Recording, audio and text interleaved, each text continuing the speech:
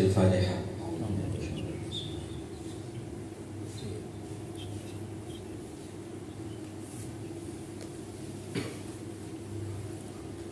Bismillahirrahmanirrahim. Qala al-mu'allif rahimahullah ta'ala wa nafa'ana bihi wa bi'ulumihi wa bi'asrarihi fid dharain amin ya rabbal alamin. Pasal 192. Qaluhu la tamuddanna yadaka ilal akhdi minal khalaiqi illa antara annal mu'tiya fihim maulaka fa idza kunta kadzalik fa khudma wa faqaka al-ilm.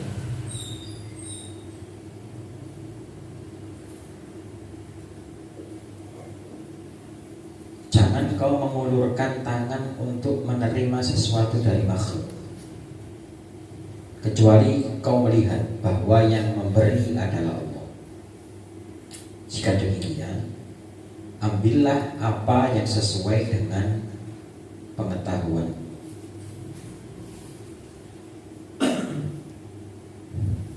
Wahai murid yang ingin menyucikan diri,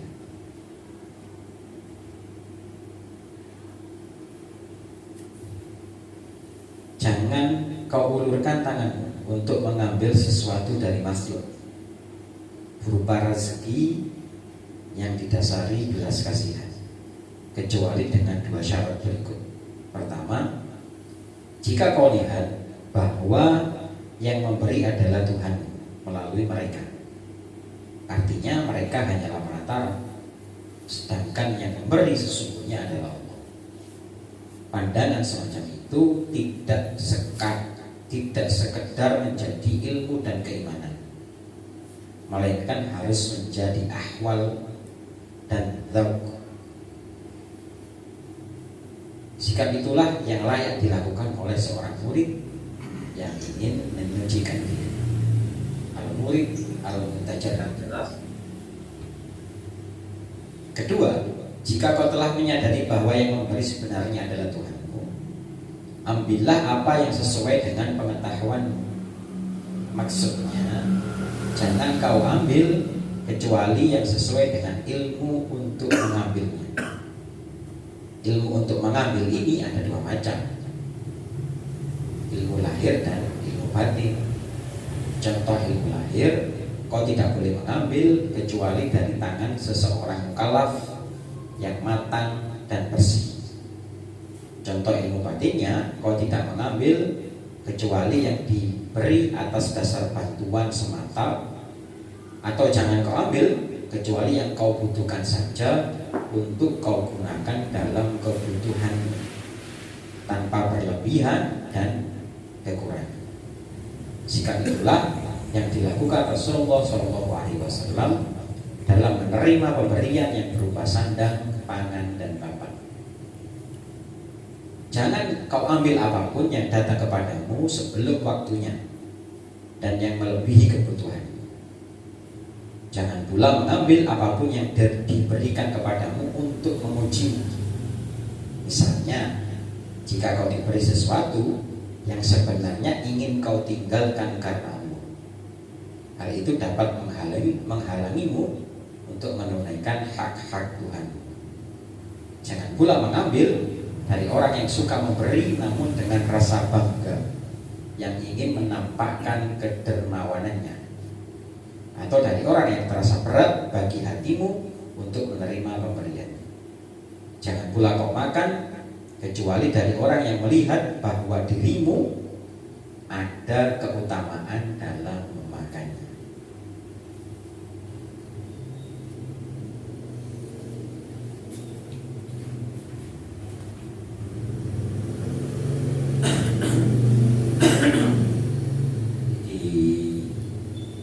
Sebelumnya kan dikasih judul syarat menerima pemberian yang harus dipenuhi ahli tajrid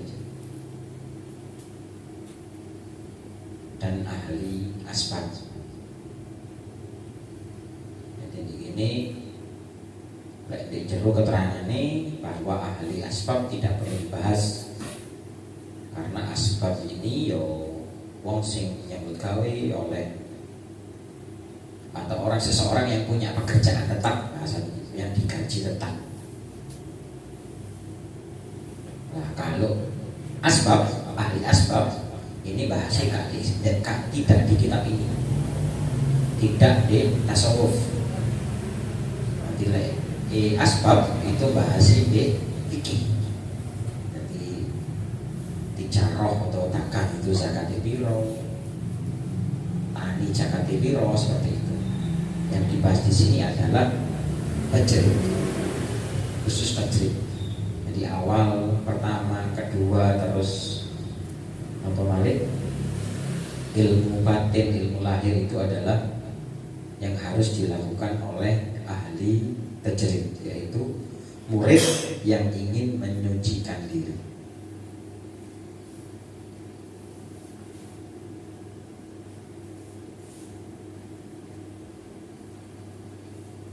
Qaluhu rubama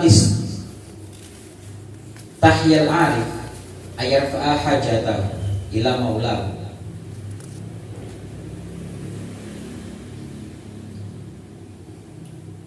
liktifaihi bimasyiatihi fa kaifa la yastahyi ayarfa'aha ila khaliqatihi. Terkadang orang arif malu mengungkapkan kebutuhannya kepada Allah karena merasa cukup dengan kehendaknya, apalagi mengungkapkan kebutuhannya kepada makhluk. Seorang arif dan muhakkik terkadang merasa malu untuk mengadukan kebutuhannya kepada Allah.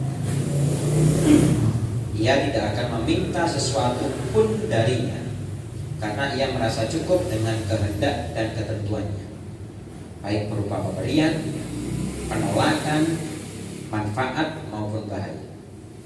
Asyadili berkata, keluarkan semua makhluk dari hatimu dan kuatkan asamu terhadap Tuhan, agar dia memberimu selain apa yang telah ditentukannya untuk. Meminta kepada Allah saja seorang arif itu malu, apalagi meminta dan mengungkapkan kebutuhannya kepada makhluk. Ia tidak akan meminta kepada makhluk dan tidak mengadukan kebutuhannya kepada mereka, karena para makhluk hakikatnya miskin, karena para makhluk itu miskin dan membutuhkan. Sedangkan Tuhan adalah maha kaya dan terpuji. Oleh sebab itu seorang arif akan menjauhkan tekadnya dari makhluk dan tidak pernah meminta kepada mereka apapun yang ia butuhkan. Maka dari itu, jangan kau kotori imanmu dengan ketamakanmu terhadap makhluk, dan jangan bersandar kecuali kepada Tuhan semesta alam. Ikutilah jalan Ibrahim dalam menjauhkan tekad dari para makhluk.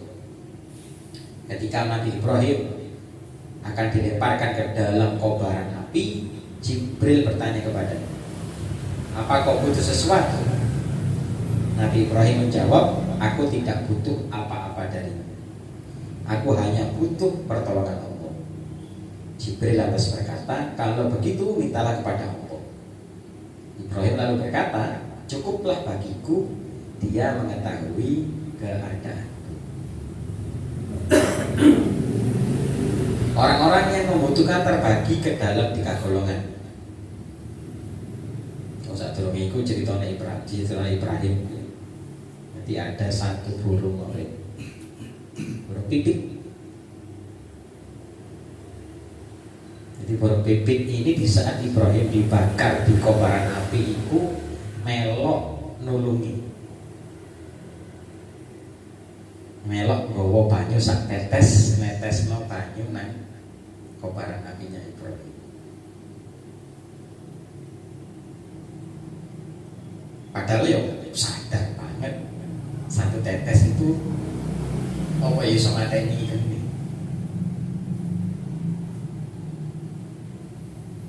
Tapi kan bukan itu salah satu burungnya masuk surga.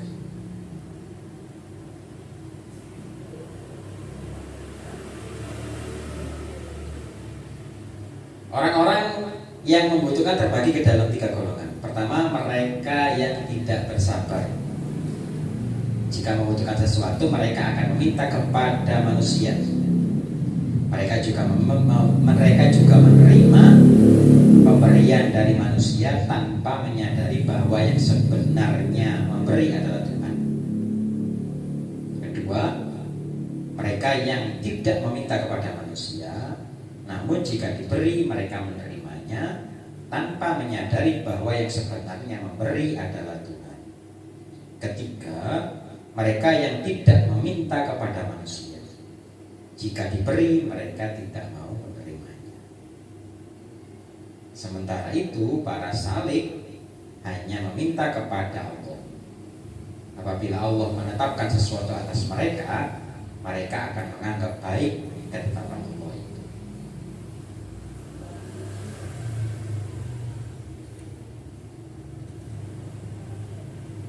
Idza iltabasa 'alaika amrun fandur athqalahuma 'ala nafsi fa innahu la yasqulu 'alaiha illa ma kana haqqan.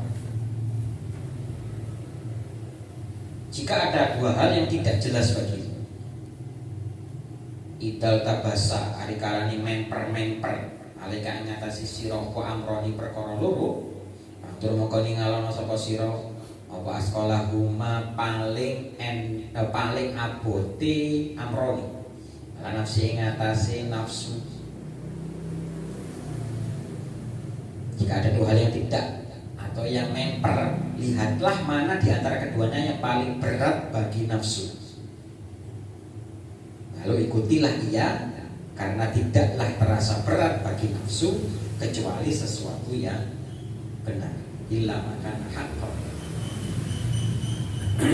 Wahai mukmin, jika ada 2 perkara yang tidak jelas bagimu, seperti 2 kewajiban atau 2 hal yang sunnah, dan kau tidak mengetahui mana yang paling utama dilakukan, lihatlah mana di antara 2 kewajiban itu yang paling berat bagi nafsu dan dirimu, lalu ikutilah ia dan laksanakan.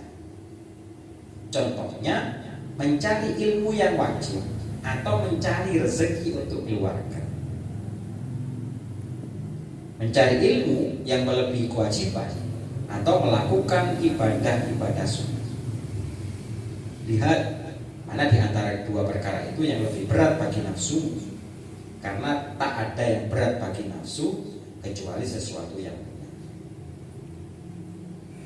Nafsu selalu terdorong untuk berbuat kebodohan.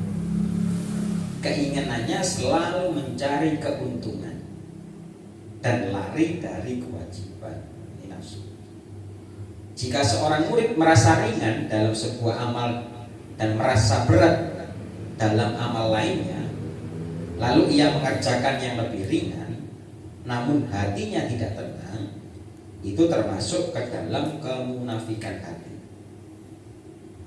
Akan tetapi jika hatinya tenang, ia boleh mengerjakan yang ringan bagi nafsunya dan yang disukai.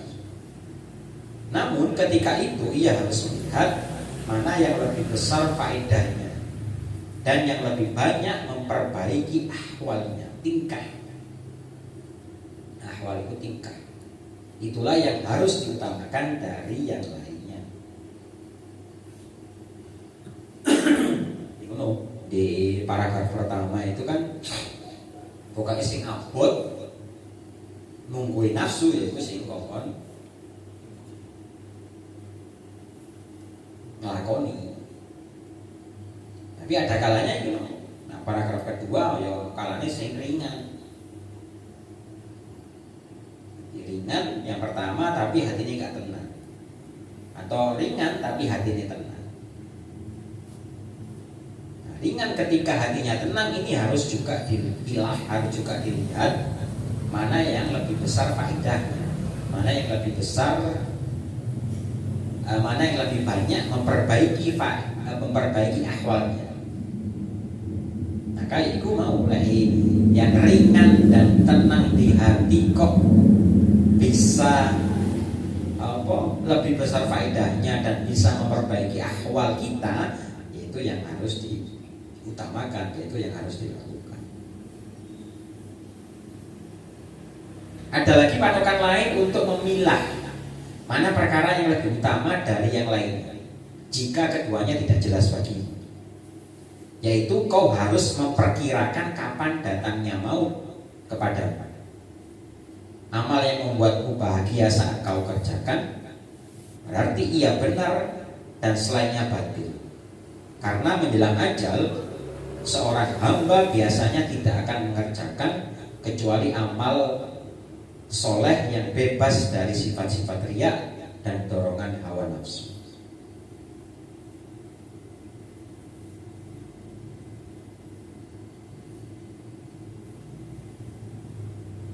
Apabila kau bingung antara harus menuntut ilmu atau mengikuti jalan ahli tarekat, lihatlah mana di antara keduanya yang kau sukai saat roh keluar dari jasad.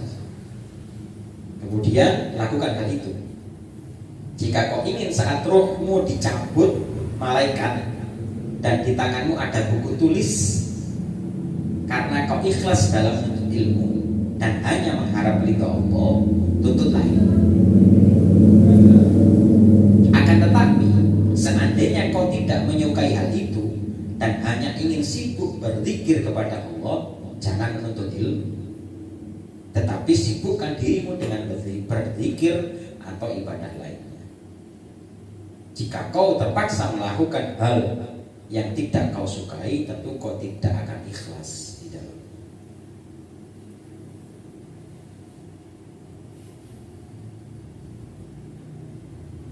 Qaluhu min aramatin tiba'il hawa al-musara'atu ila nawafilil khairat wa takassudu 'anil qiyami bil wajibat. Di antara tanda mengikuti hawa nafsu adalah sikap cepat, sat-set melakukan amalan sunnah, namun malas menunaikan amalan wajib.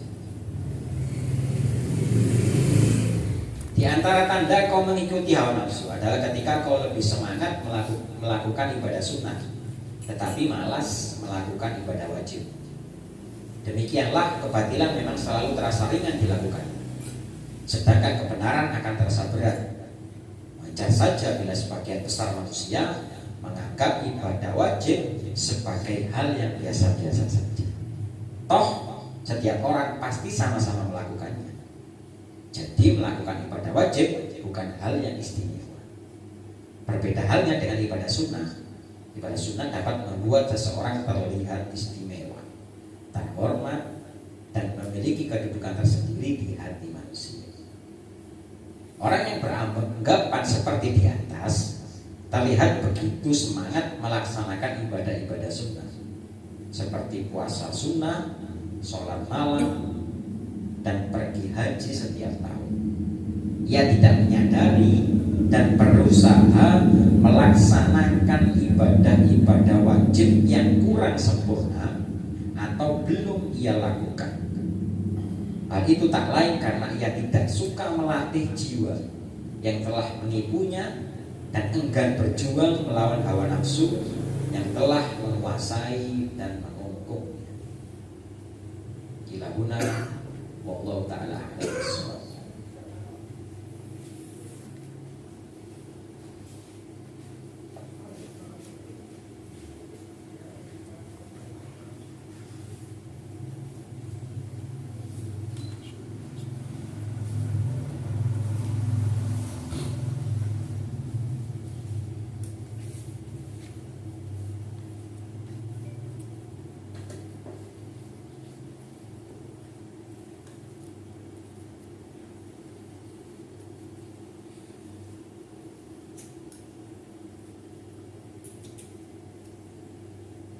Yang kurang jelas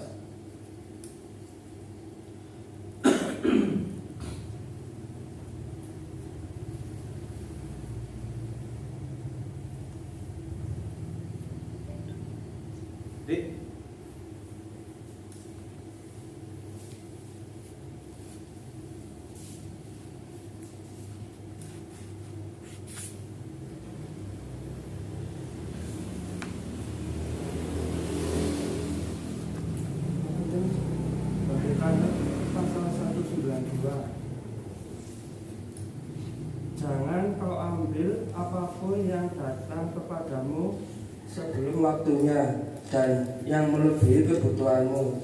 Jangan pula mengambil apapun yang diberikan kepadamu untuk mengujimu. Misalnya jika kau diberi sesuatu yang sebenarnya ingin kau tinggalkan karena Allah. Apunten, kemudian tentang keterangan jangan kau ambil apapun yang datang kepadamu sebelum waktunya dan yang melebihi kebutuhanmu. Yang kedua, jangan pula mengambil apapun yang diberikan kepadamu untuk mengujimu. Apunten, ini gambarannya terus begini.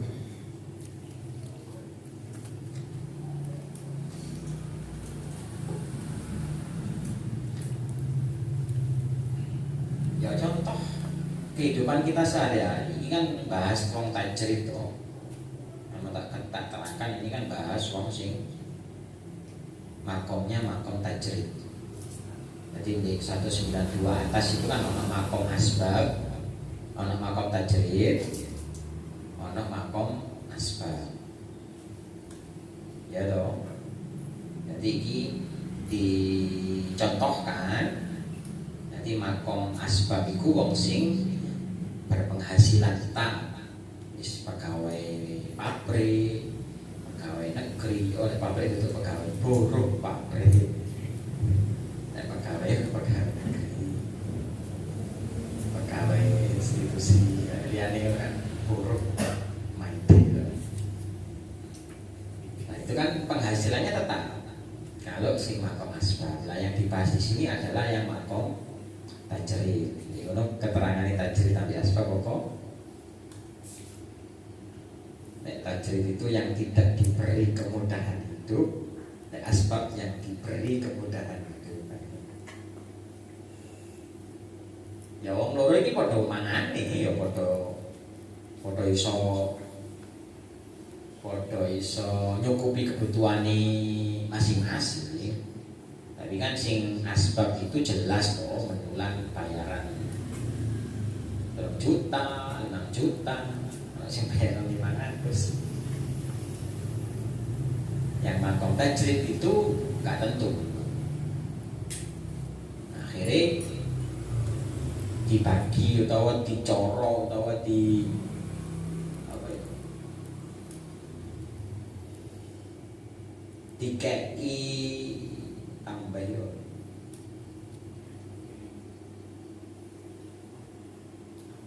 Ya tambah.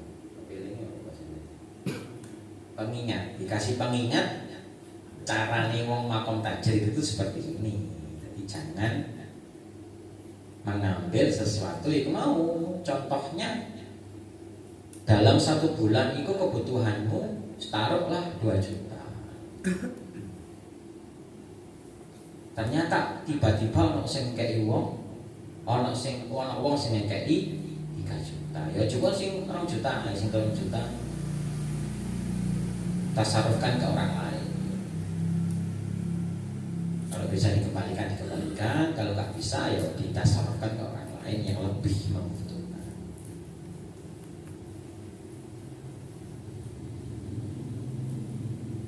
Gampang lah contohnya.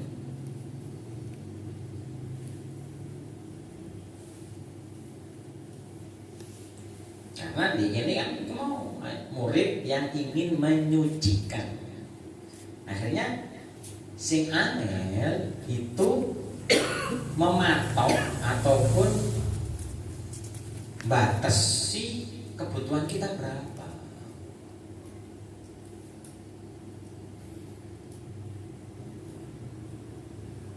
Dan sebetulnya sih bisa saja, katakanlah beras ulang teh sanganan cukup lah. Tapi tahu lah cok takil. Baik.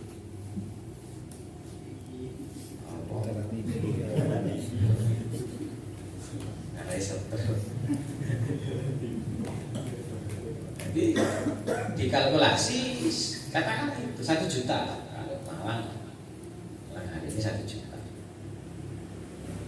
Lain-lain lah, listrik, air dan lain-lain. Ya sudah cukup.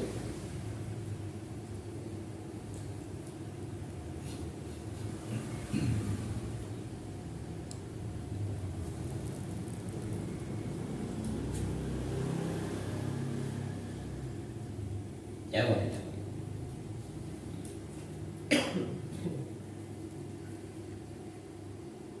Contohnya gambarannya, lah nek kan gak ono, kok aku iki sakulan kebutuhanku 1 juta diterima 1 juta kan gak ono Pak. Yo 1 serongahan terus kan. Yo tuh pengaturan itu juga. Lah ngono lah ya bayar ceritanya. Kata cerita, kasar kasih kan. Di kebutuhan 1 juta oleh 100 dulu.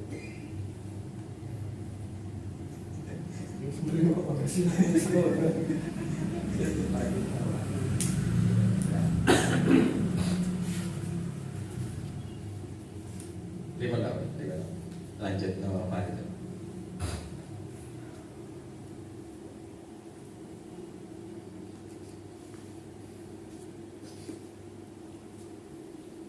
Jadi fala ta'khud ma ya'tika qabla waqtika waktuka wala zaidan ala hajatika illa yakuna fi khalqika illa yakuna fi khalqika sakha'an. Jangan mengambil sebelum waktumu kan, ya waktu kebutuhanmu.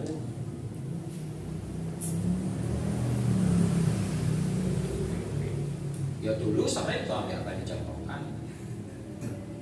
Ketika ngirim pondok, ngirim kebutuhan pondok, kemudian terus tutup ya bukan masih ngerti. Nah spot jantungnya kan itu. Dari Pak detik-detik proklamasinya kan itu.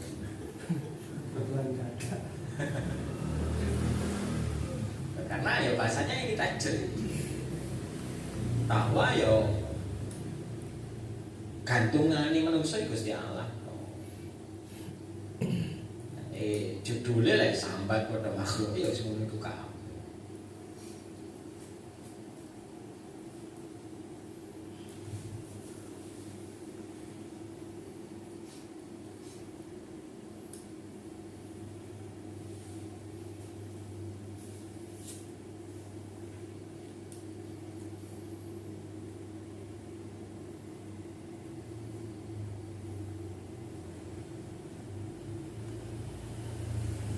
Sama gambarannya ambil wala ta'khud ma ta'tahu ala jihadil ikhtibar minallahi bi an a'taita syai'an kunta qad